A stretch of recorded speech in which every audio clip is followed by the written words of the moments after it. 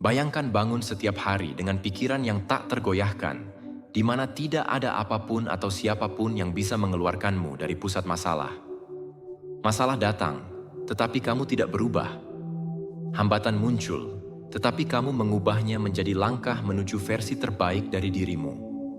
Kamu tidak bergantung pada motivasi karena kamu menguasai pikiranmu dengan disiplin dan kejelasan.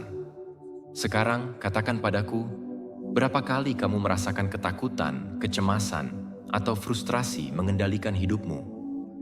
Berapa kali kamu merasa lumpuh di depan kamera? Dalam situasi sulit, kamu merasa tidak memiliki kekuatan untuk melangkah maju.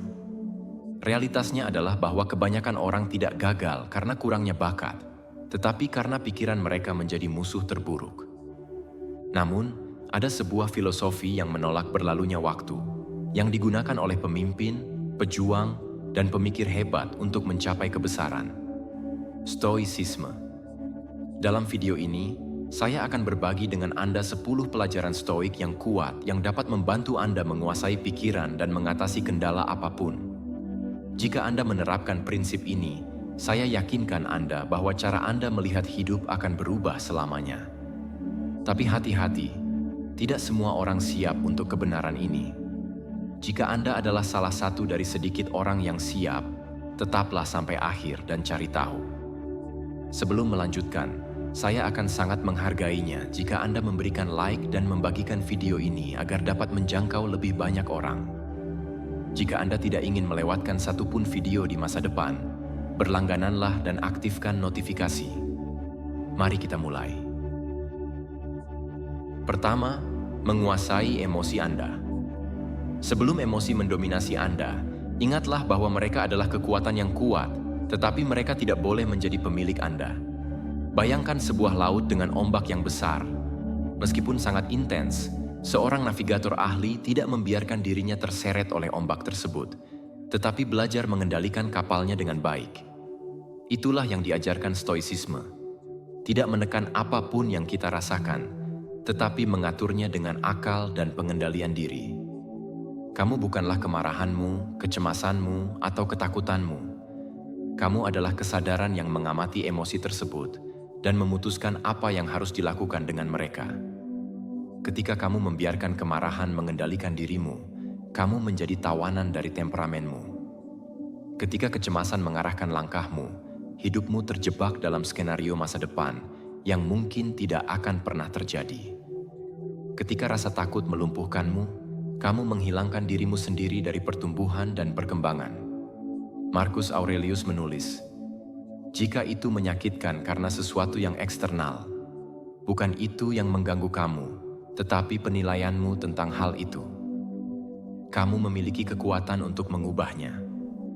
Kuncinya bukanlah apa yang terjadi pada kita, tetapi bagaimana kita menafsirkannya. Lain kali emosi yang kuat ingin menguasaimu, berhentilah, tarik napas, dan tanyakan pada dirimu sendiri. Apakah ini di bawah kendaliku? Apakah emosi ini membantuku atau melemahkanku? Bagaimana aku akan bereaksi? Jika versi terbaik dirimu adalah jawaban untuk pertanyaan-pertanyaan ini, maka itulah yang membedakan orang biasa dari seseorang yang memiliki kekuatan mental sejati. Kekuatan bukan terletak pada agresivitas atau ketidakpedulian, tetapi dalam kapasitas untuk merasakan tanpa menjadi budak dari apa yang ada. Kedua, mengubah kesulitan menjadi sekutu. Kebanyakan orang memandang kesulitan sebagai musuh, sebuah hambatan yang harus dihindari, dilawan, atau dikeluhkan. Namun, mereka yang berjalan di jalan keheningan batin dan kejernihan pikiran tahu, kesulitan bukan musuh, melainkan cermin. Ia memantulkan siapa dirimu saat topeng-topengmu dilepas, saat semua kenyamanan dicabut, dan ketika tidak ada lagi yang bisa kamu andalkan selain keteguhan jiwamu sendiri. Kaum Stoa menyebutnya ujian jiwa. Bagi mereka, hidup bukan soal menghindari penderitaan, melainkan menjadikan penderitaan sebagai medan latihan. Dalam kata-kata Marcus Aurelius, halangan di jalan menjadi jalan itu sendiri. Sebuah kutipan yang sederhana, tetapi menyimpan kedalaman luar biasa.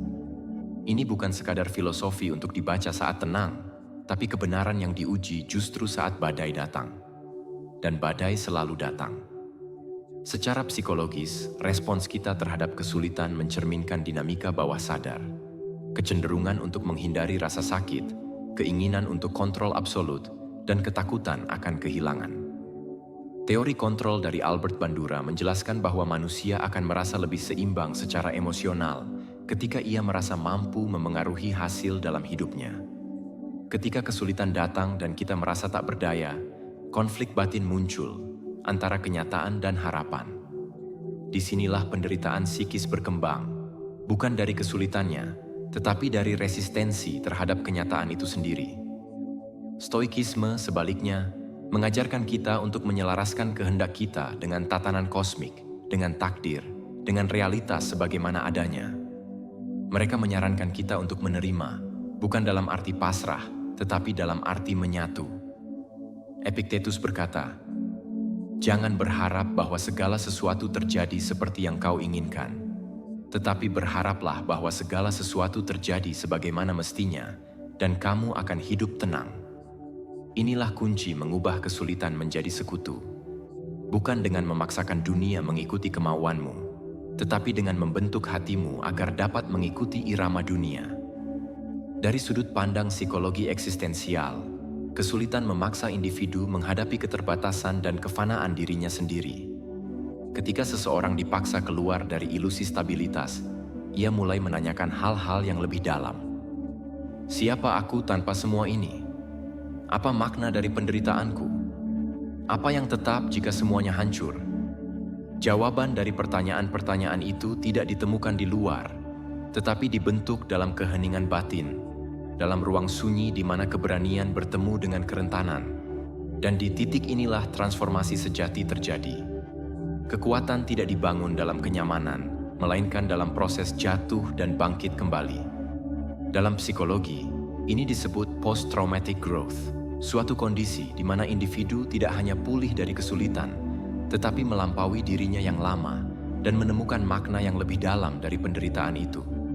Sama seperti otot hanya tumbuh melalui sobekan dan tekanan, demikian juga jiwamu. Kamu tidak akan menjadi kuat jika kamu terus menghindari rasa sakit. Dan kamu tidak akan mengenal kedalaman dirimu sendiri jika kamu tidak pernah dipaksa menyelaminya melalui cobaan. Jika kamu terus melarikan diri dari kesulitan, kamu hanya menunda pertemuan dengan dirimu sendiri. Kamu mungkin bisa bersembunyi, tapi kamu tak bisa lari dari keheningan hatimu. Cepat atau lambat, hidup akan menggiringmu kembali ke tempat yang sama. Titik di mana kamu harus memilih antara menjadi korban atau menjadi murid dari penderitaanmu. Kesulitan dalam bentuk apapun, kehilangan, penolakan, kegagalan, bahkan pengkhianatan, bisa menjadi pendamping spiritual dan psikologismu. Ia tidak datang untuk menghancurkanmu, tapi untuk menunjukkan sisi dirimu yang belum tumbuh. Setiap rintangan adalah cermin, dan setiap rasa sakit adalah pintu menuju pemahaman yang lebih tinggi. Jadi, berhentilah melawan kenyataan. Tarik napas. Lihat kesulitan itu bukan sebagai akhir, tapi sebagai guru. Dengarkan apa yang ia coba katakan, bukan dengan telingamu, tetapi dengan batinmu. Karena terkadang, dalam kehancuran itulah, kamu akhirnya dibentuk. Dan kamu akan sadar, kesulitan bukanlah musuh. Ia adalah sekutu terbesarmu yang menyamar sebagai penderitaan. Ketiga, menghilangkan kebisingan mental dan menumbuhkan fokus mutlak. Dalam sunyi yang sulit ditemukan di zaman ini, manusia hidup dikelilingi oleh kebisingan yang tidak kasat mata. Kebisingan yang bukan berasal dari luar, tapi dari dalam. Pikiran yang tak henti-hentinya menggema, seakan tak pernah diam. Ia terus berbicara bahkan saat tubuhmu duduk dalam keheningan. Notifikasi dari ponsel hanyalah gejala. Penyakit sebenarnya ada di dalam. Kecanduan akan gangguan, ketakutan akan keheningan. Setiap hari, ribuan rangsangan berlomba memasuki ruang batinmu. Pesan, alarm, headline, komentar, perbandingan sosial. Dunia modern tidak lagi membutuhkan kekuatan fisik untuk menaklukkanmu. Ia hanya perlu mencuri perhatianmu. Dan ketika perhatianmu tercerai-berai, jiwamu menjadi lemah. Pikiran yang tersebar adalah pikiran yang rapuh. Ia tidak bisa menciptakan, tidak bisa memutuskan, tidak bisa merenung. Ia hanya bereaksi, berpindah, dan semakin kehilangan jati dirinya. Kaum Stoa memahami kekuatan dari fokus yang hening. Mereka tahu bahwa manusia yang tidak mampu mengarahkan pikirannya akan menjadi budak dari pikirannya sendiri. Dalam Meditations, Marcus Aurelius menulis dengan tenang namun tajam. Berkonsentrasilah pada apa yang ada di depanmu dalam melakukan apa yang nalar dan keadilan tuntut. Lupakan segalanya yang lainnya. Di balik kesederhanaan kalimat ini, tersembunyi prinsip agung. Kebebasan batin hanya dapat dicapai dengan menyederhanakan perhatian. Dari perspektif psikologi modern, fokus adalah energi mental. Menurut Daniel Goleman, perhatian adalah dasar dari semua bentuk kecerdasan emosional. Tanpa perhatian yang terarah, kita tidak bisa membangun kepekaan, empati, atau bahkan rasa identitas. Setiap gangguan digital atau mental mencuri sebagian kecil dari kapasitas otak kita untuk hadir. Dan semakin sering kita terputus, semakin sulit kita kembali ke inti diri kita. Kebisingan mental tumbuh subur dari 3 akar: ketakutan, keterikatan, dan penghindaran. Kita takut tertinggal, maka kita terus mengecek. Kita terikat pada opini orang lain, maka kita terus membandingkan. Kita menghindari kesepian, maka kita terus mencari pelarian. Tapi Stoikisme mengajarkan yang sebaliknya, bahwa keheningan adalah kekuatan, dan perhatian yang jernih adalah senjata jiwa. Fokus sejati bukan sekadar tentang bekerja dengan produktif. Ia adalah bentuk ibadah batin. Ketika kamu memusatkan seluruh jiwamu pada satu hal, kamu menyatu dengan tugas itu. Kamu tidak lagi berbuat karena dorongan eksternal, tapi karena dorongan internal yang terarah dan bermakna. Dalam tradisi spiritual manapun, fokus dianggap suci. Sebab, hanya dalam fokus totallah manusia bisa bersentuhan dengan kebenaran terdalam dari dirinya sendiri. Untuk membebaskan diri dari kebisingan, kamu harus melatih pikiranmu seperti seorang petapa melatih pernafasannya. Kamu harus menjadi penjaga pintu kesadaranmu. Bertanya pada setiap pikiran yang masuk. Apakah kamu membawa kebenaran atau hanya gangguan? Jika kamu tidak bertanya, pikiran akan dipenuhi oleh suara-suara yang bukan milikmu. Suara dunia, suara trauma, suara ketakutan. Dan lambat laun, kamu tidak lagi tahu suara hatimu sendiri. Psikologi kontemplatif menekankan pentingnya mindfulness, kesadaran penuh atas apa yang sedang terjadi, tanpa menilai, tanpa menghakimi. Ini bukan sekadar teknik, tapi cara hidup. Cara untuk mengambil kembali kendali atas ruang batinmu, untuk tidak membiarkan dunia luar menuliskan narasi hidupmu. Karena jika kamu tidak memilih fokusmu, dunia akan memilihkannya untukmu. Dan itu tidak akan menuju kedamaian. Jadi, bangunlah setiap hari dengan satu niat, menyaring. Apa yang kamu izinkan masuk ke pikiranmu? Apa yang kamu baca, dengar, renungkan? Apakah itu membawamu lebih dekat ke tujuan jiwamu atau menjauhkanmu dari kedamaian? Kesunyian bukan musuh. Ia adalah altar tempat jiwamu mendekat kepada terang. Fokus bukan beban. Ia adalah portal menuju kekuatan tertinggimu. Dan dunia yang bising bukanlah alasan untuk menyerah, tapi panggilan untuk menguatkan dinding batinmu. Karena pada akhirnya, hanya pikiran yang terarah yang bisa menciptakan hidup yang utuh. Keempat, disiplin diri. Disiplin diri bukan sekadar kebiasaan untuk bangun pagi, menepati jadwal, atau menghindari distraksi. Ia adalah pertarungan sunyi yang berlangsung setiap hari di dalam ruang batin manusia.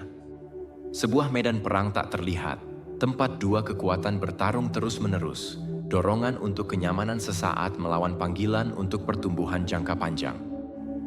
Dalam lensa Stoikisme, disiplin diri bukan hanya alat untuk sukses, tetapi fondasi dari semua kebajikan. Tanpa penguasaan diri, tak akan ada keberanian sejati, keadilan yang murni, atau kebijaksanaan yang utuh. Epictetus menegaskan hal ini dengan lantang. Tidak ada orang yang benar-benar bebas kecuali ia adalah tuan atas dirinya sendiri. Kalimat ini tidak hanya berbicara tentang kebebasan dari dunia luar, melainkan kebebasan dari perbudakan batin, dari nafsu yang tak terkendali, impuls yang tak terarah, dan ketergantungan terhadap validasi eksternal. Dalam psikologi kontemporer, konsep ini mendapat resonansi dalam studi tentang self-regulation dan delayed gratification.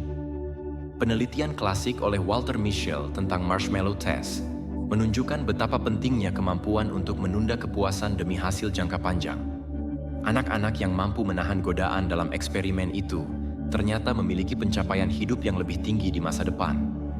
Ini bukan soal moralitas, tetapi tentang arsitektur batin yang solid, tentang seberapa besar seseorang mampu menahan badai impulsif demi membangun sesuatu yang bertahan. Disiplin bukan berarti menyiksa diri atau menolak kenikmatan hidup, melainkan tentang memilih dengan sadar apa yang layak untuk diperjuangkan. Ia adalah bentuk tertinggi dari cinta kepada diri sendiri. Cinta yang sanggup berkata tidak pada hal-hal yang tampak menggoda, tetapi membawa kehancuran diam-diam. Namun, tak jarang kita menyamakan disiplin dengan kekakuan. Kita mengira bahwa menjadi disiplin berarti menjadi kaku, kehilangan spontanitas, atau menjadi robot produktivitas. Tapi stoikisme tidak pernah mengajarkan penyangkalan diri yang tanpa makna.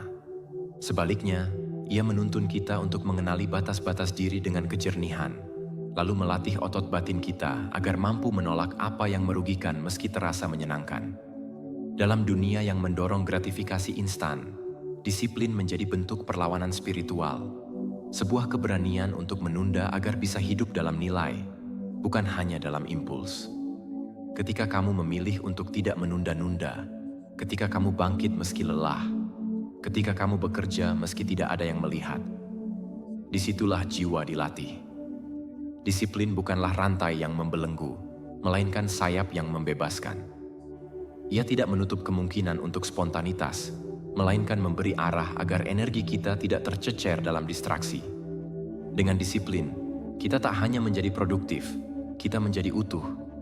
Karena pada akhirnya, seperti yang diyakini para filsuf Stoa, kebebasan sejati tidak datang dari dunia luar, tetapi dari kemampuan untuk mengatakan pada diri sendiri, "Aku tahu apa yang harus aku lakukan, dan aku melakukannya, meskipun aku tidak sedang ingin." Inilah kekuatan sejati, bukan untuk menaklukkan dunia, tetapi untuk menaklukkan diri sendiri. Kelima, berhenti bereaksi, mulai merespons. Dalam hidup yang penuh tekanan dan impulsivitas, kebanyakan dari kita terperangkap dalam pola reaktif yang tak disadari. Kita berjalan seperti mesin, menjawab setiap rangsangan dengan reaksi otomatis yang lahir dari ketakutan, kemarahan, luka lama, atau kondisi emosional yang belum pernah benar-benar kita hadapi. Kita terseret oleh arus peristiwa, membiarkan dunia luar menentukan bagaimana perasaan kita di dalam. Tapi stoikisme menawarkan jalan keluar dari belenggu tak kasat mata ini. Kaum Stoa mengajarkan bahwa di antara stimulus dan respons terdapat ruang, dan di dalam ruang itulah letak kebebasan dan kekuatan sejati kita. Itu adalah tempat di mana kesadaran muncul, tempat di mana pilihan bisa dibuat, bukan dipaksakan. Viktor Frankl, seorang psikiater dan penyintas kamp konsentrasi, memperdalam pandangan ini dalam karyanya yang legendaris. Ia menulis bahwa antara stimulus dan respons ada ruang. Dalam ruang itu terdapat kebebasan kita untuk memilih respons kita. Dan dalam respons kita terletak pertumbuhan dan kebebasan kita. Dalam terang ini, reaksi hanyalah kebiasaan yang belum sempat dikaji. Ia adalah warisan dari ketidaksadaran masa lalu dan akan terus mengendalikan kita selama kita tidak mengambil jeda untuk memutus siklusnya. Psikologi kontemporer menyebut ini sebagai mindful response, kemampuan untuk menyadari sebelum bertindak, untuk hadir sepenuhnya sebelum memutuskan, dan untuk tidak menjadi budak dari emosi yang datang dan pergi seperti gelombang. Epictetus mengajarkan bahwa kita tidak bisa mengontrol apa yang terjadi kepada kita, tetapi kita selalu bisa mengontrol bagaimana kita memaknainya. Disinilah letak kedaulatan batin itu. Ketika kamu bereaksi, kamu menyerahkan kekuasaanmu kepada hal di luar dirimu. Tapi ketika kamu merespons dengan kesadaran, kamu merebut kembali kendali itu. Kamu menjadi penguasa atas emosimu, bukan korban dari peristiwa. Dan ini bukan tentang menekan perasaan atau menjadi dingin, melainkan tentang menciptakan jarak yang sehat antara dirimu dan dunia, agar kamu bisa menilai dengan jernih dan bertindak dengan bijak. Saat seseorang memprovokasi atau situasi menekanmu, kamu selalu punya dua pilihan: menjadi api yang membakar atau menjadi cahaya yang menerangi. Reaksi biasanya lahir dari luka, sedangkan respons lahir dari kesadaran. Dan setiap kali kamu memilih untuk tidak terpancing, kamu sedang menyembuhkan dirimu. Tarikan napas yang kamu ambil sebelum berbicara bisa menjadi penawar dari banyak penyesalan. Beberapa detik dalam keheningan bisa menyelamatkanmu dari berjam-jam perdebatan dan berhari-hari rasa bersalah. Dalam keheningan itu, kamu bertemu dengan dirimu yang lebih bijak, bagian dalam dirimu yang tidak digerakkan oleh emosi sesaat, tetapi oleh nilai, kedewasaan, dan keutuhan. Berhenti bereaksi bukan berarti pasif. Justru sebaliknya, ini adalah tindakan paling aktif dan sadar yang bisa kamu lakukan. Karena dalam dunia yang selalu meminta jawaban cepat, keberanian sejati adalah melambat dan memilih dengan hati yang tenang. Di sanalah terletak kualitas seorang individu yang utuh, seseorang yang tidak hidup berdasarkan dorongan dunia, tetapi berdasarkan kebijaksanaan batin. Dan ketika kamu mulai merespons, bukan bereaksi, kamu tidak hanya mengubah hasil, tetapi juga mengubah siapa dirimu di dalam proses itu. Kamu menjadi lebih dari sekadar korban keadaan. Kamu menjadi tuan atas dirimu sendiri. Keenam, belajar untuk menyendiri tanpa merasa kesepian. Di dunia yang terus-menerus terhubung, di mana notifikasi berbunyi seperti detak jantung kedua dan interaksi digital mengisi setiap ruang hening, menyendiri seringkali disalahartikan sebagai kesepian. Banyak orang takut akan sunyi, bukan karena keheningan itu sendiri menyakitkan, tetapi karena dalam diam, mereka akhirnya berhadapan langsung dengan isi kepala dan isi hati mereka. Sesuatu yang selama ini disamarkan oleh kebisingan sosial. Namun kaum Stoa mengerti bahwa kekuatan sejati tidak ditemukan dalam keramaian, melainkan dalam kemampuan untuk duduk bersama diri sendiri, tanpa merasa terpisah dari semesta. Seperti yang pernah ditulis Seneca, kebebasan sejati ada di dalam kemampuan untuk menyendiri dengan diri sendiri. Bukan melarikan diri dari dunia, tetapi pulang ke dalam rumah batin, ke tempat di mana pikiran, perasaan, dan esensi terdalam kita tinggal. Psikologi modern pun membenarkan pentingnya momen kesendirian yang sehat. Dalam praktik refleksi diri dan solitude, seseorang diberi ruang untuk memproses pengalaman, mengenali pola batin, dan menata kembali prioritas hidup. Ini bukan tindakan menarik diri karena putus asa, melainkan bentuk perawatan jiwa yang paling intim, di mana kita belajar untuk hadir bersama pikiran tanpa menjadi budaknya, untuk melihat emosi tanpa larut di dalamnya. Kesendirian yang sehat membebaskan kita dari ketergantungan terhadap validasi eksternal. Ia mengajarkan bahwa keutuhan tidak perlu dicari di luar. Ia sudah ada di dalam, menunggu untuk ditemukan. Sayangnya, banyak orang merasa perlu ditemani terus-menerus, karena tanpa disadari mereka takut terhadap kekosongan internal yang belum pernah mereka hadapi. Mereka mengejar koneksi luar, padahal yang paling mereka rindukan adalah hubungan yang belum tersambung ke dalam. Tetapi kesendirian yang disadari bukanlah kekosongan. Ia adalah ruang suci, altar batin tempat kejujuran dan ketulusan bisa muncul tanpa topeng. Dalam kesendirian, kita tak perlu berpura-pura. Kita bisa menangis tanpa disaksikan, tertawa tanpa dinilai, dan bertanya tanpa harus menjawab. Dan di ruang sunyi itulah kita akhirnya bisa mendengar suara yang paling tulus, suara hati kita sendiri. Ketika kamu mampu menyendiri tanpa merasa kesepian, kamu telah menemukan kedaulatan emosionalmu. Kamu tidak lagi menambal luka dengan kehadiran orang lain. Kamu tidak lagi mencari pelarian dalam keramaian. Sebaliknya, kamu menjadi seseorang yang utuh, yang bisa mencintai tanpa melekat, hadir tanpa menggantungkan, dan hidup tanpa bergantung pada interaksi eksternal untuk membenarkan keberadaanmu. Menyendiri menjadi latihan spiritual, bukan siksaan psikologis. Kamu belajar untuk menampung dirimu sendiri dengan sabar, untuk menerima bagian terdalam dirimu dengan belas kasih. Berlatihlah duduk dalam diam, walau hanya 5 menit. Amati aliran pikiranmu tanpa menghakimi. Biarkan gelombang emosi lewat seperti awan di langit. Dalam momen itu, tanya dirimu dengan lembut. Apa yang sebenarnya aku rasakan? Apa yang ingin aku dengar dari diriku sendiri hari ini? Disitulah kamu mulai menyadari bahwa kamu tidak pernah benar-benar sendiri. Karena dalam kesendirian yang sadar, kamu akhirnya bertemu dengan sahabat sejatimu, dirimu sendiri. Ketujuh, menerima ketidaknyamanan sebagai zona nyamanmu. Kita hidup di era yang memuja kenyamanan. Segala sesuatu dirancang untuk membuat hidup menjadi lebih cepat, lebih mudah, lebih aman. Namun di balik segala kemudahan itu, tersembunyi jebakan psikologis yang halus. Kehilangan kekuatan batin. Karena terlalu lama terlena dalam kenyamanan, kita menjadi semakin rapuh terhadap tekanan, ketidakpastian, dan bahkan terhadap suara hati sendiri. Kaum Stoa, para filsuf yang menapaki dunia dengan kesadaran tinggi, menyadari bahaya dari zona nyaman. Bagi mereka, ketidaknyamanan bukan musuh, melainkan pelatih. Ia bukan gangguan, tetapi jalan. Mereka tahu bahwa jiwa manusia tidak tumbuh dalam pelukan halus kenyamanan, melainkan dalam gesekan dengan realitas. Seneca, salah satu tokoh besar dalam Stoikisme, secara rutin melatih dirinya untuk hidup sederhana meski ia memiliki kekayaan. Ia makan makanan biasa, tidur di tempat keras, dan bertanya kepada dirinya sendiri, apakah inilah yang kutakutkan? Tujuannya bukan untuk menyiksa diri, tetapi untuk membebaskan diri dari ilusi bahwa kenyamanan adalah kebutuhan mutlak. Ia sedang mengajarkan bahwa kita tidak perlu takut pada ketidaknyamanan, kita perlu bersahabat dengannya.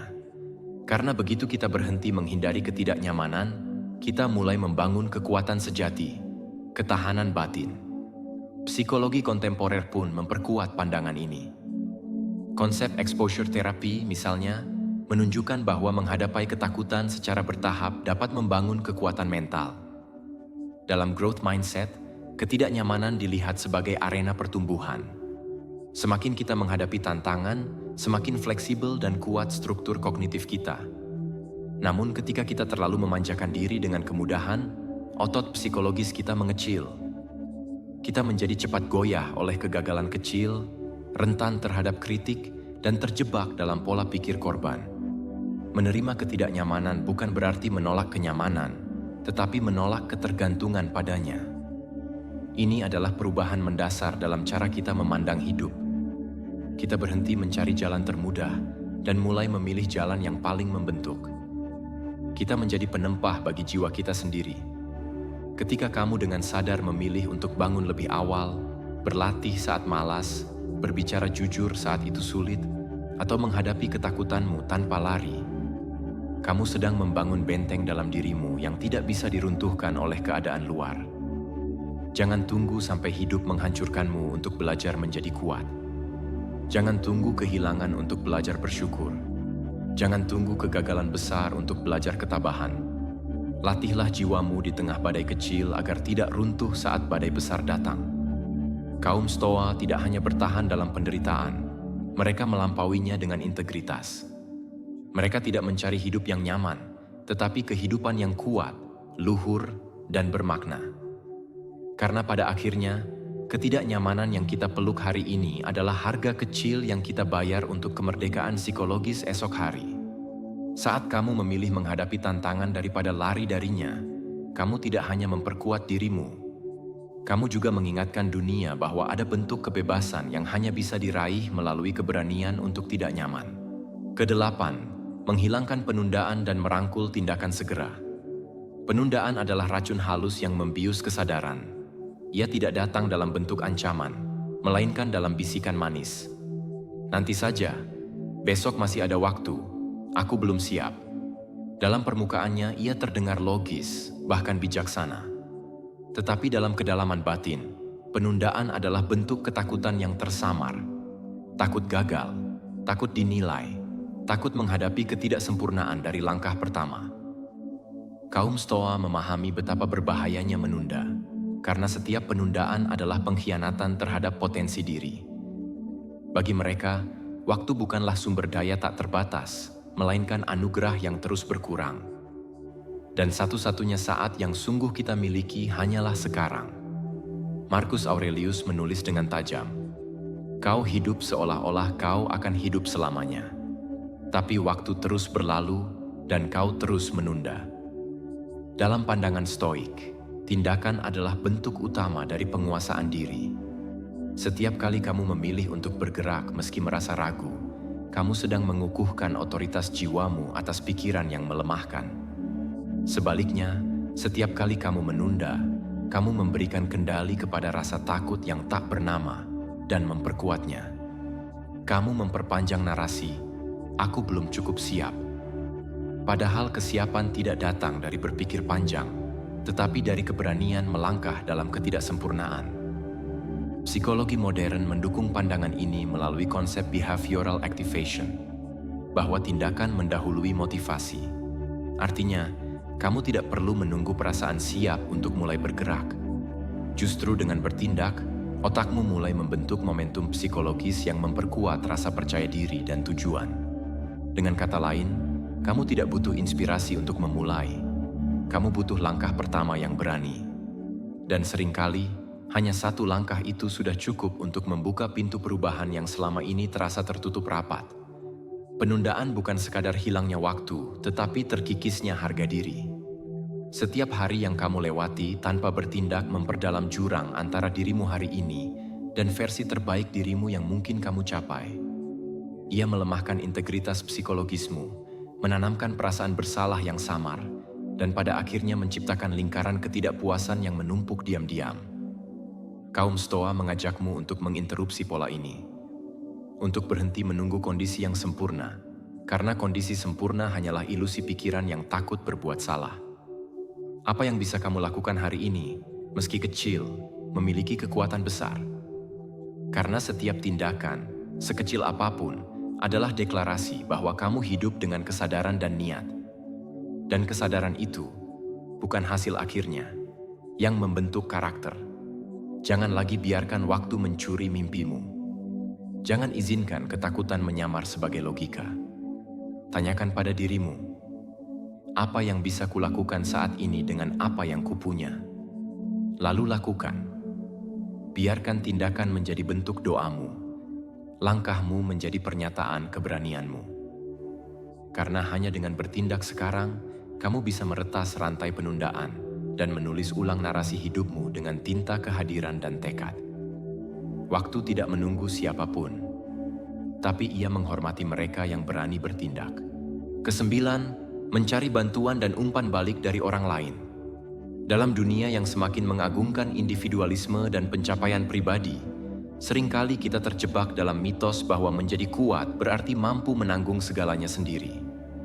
Kita diajarkan untuk menjadi mandiri dengan cara yang keliru, yakni dengan menutup diri, menyembunyikan luka, dan menganggap bahwa meminta bantuan adalah tanda kelemahan.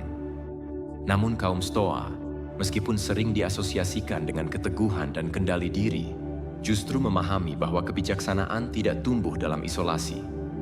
Ia tumbuh dalam ruang dialog, dalam pantulan jiwa-jiwa lain yang jujur dan peduli. Marcus Aurelius, seorang kaisar dan filsuf, tidak mengandalkan egonya untuk memimpin.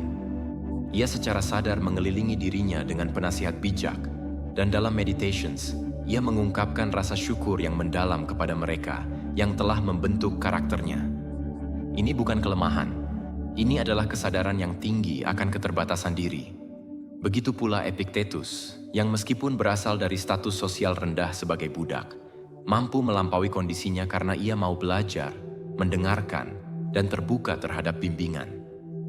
Mereka tahu, mengenal diri bukan hanya soal bercermin ke dalam, tetapi juga bersedia melihat bayangan diri melalui mata orang lain.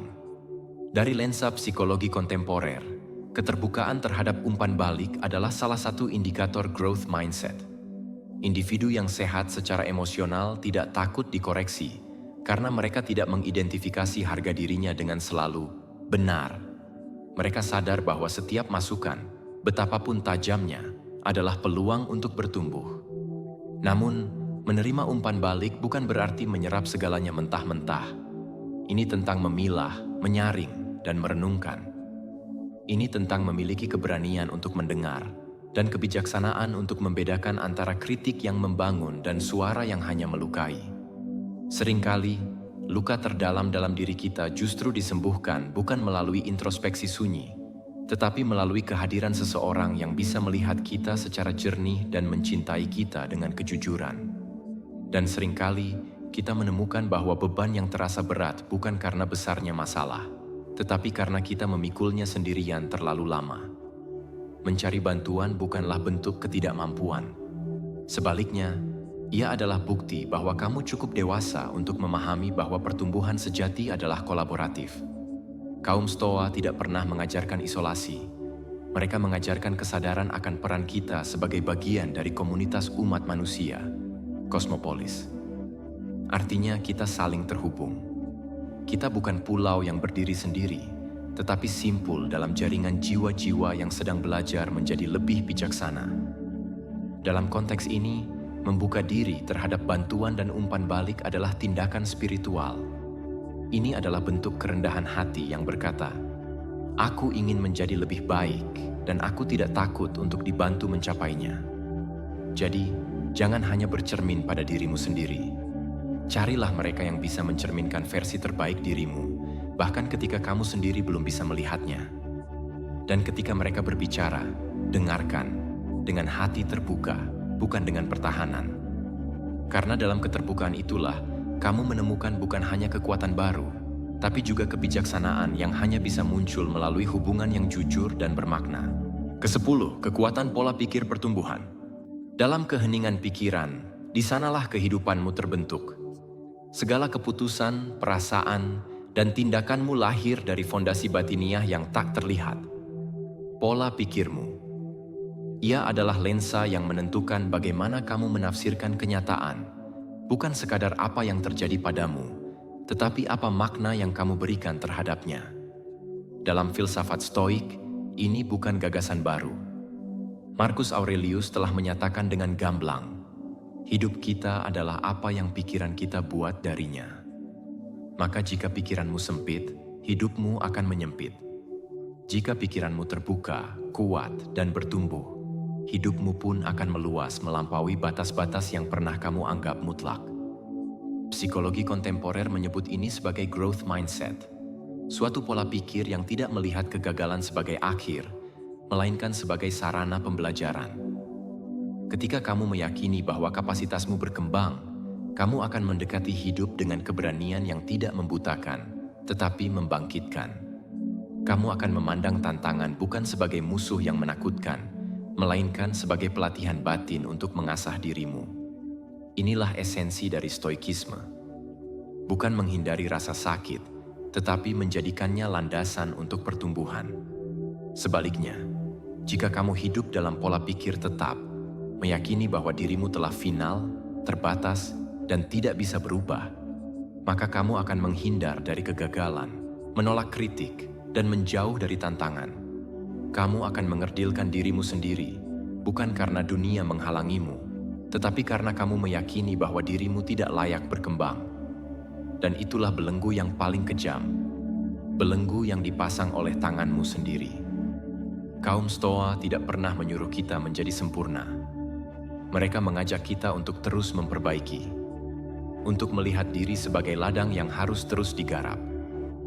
Dan setiap hari adalah kesempatan baru untuk menanam benih disiplin, menyiramnya dengan kesabaran, dan menyambut hasilnya dengan kerendahan hati. Ketika kamu mengadopsi pola pikir pertumbuhan, kamu berhenti mengutuk keadaan. Kamu mulai bertanya, apa yang bisa saya pelajari dari ini? Bagaimana saya bisa menjadi lebih bijak dari pengalaman ini? Pola pikir pertumbuhan adalah tindakan spiritual. Ia adalah keputusan sadar untuk tidak menyerah pada narasi lama yang melemahkanmu. Ia adalah suara dalam dirimu yang berkata, "Aku mungkin belum bisa hari ini, tetapi aku akan bisa jika aku terus berusaha." Dan dari suara kecil itulah lahir kekuatan besar yang mampu mengubah nasib manusia. Kini kamu telah menapaki 10 jejak pemikiran Stoik yang bukan hanya relevan, tetapi juga transformasional. Namun ingatlah, mengetahui tidak sama dengan menjadi. Pengetahuan hanya akan menjadi kekuatan bila diterapkan. Kebijaksanaan bukanlah koleksi kutipan, tetapi hidup yang dijalani dengan sadar. Mulailah sekarang, bukan besok, bukan ketika kamu merasa siap, tetapi saat ini juga. Karena momen inilah yang sedang membentukmu. Jika pelajaran-pelajaran ini menyentuh nuranimu, bagikanlah dengan seseorang yang sedang mencari pijakan. Jadilah cermin bagi mereka yang terjebak dalam kabut batin. Dan jika kamu ingin terus menyelami filosofi ini bersama, tetaplah hadir di ruang ini. Kita akan melanjutkan perjalanan batin ini bersama-sama, melalui stoikisme, melalui kesadaran, melalui kekuatan untuk bangkit dan menjadi versi terbaik dari jiwa yang sedang kamu bentuk. Sampai jumpa di pertemuan selanjutnya. Dan sampai saat itu, tetaplah bertumbuh, tetaplah bangkit, dan jadilah arsitek dari pikiranmu sendiri. Karena dari sanalah, seluruh realitasmu akan terlahir kembali.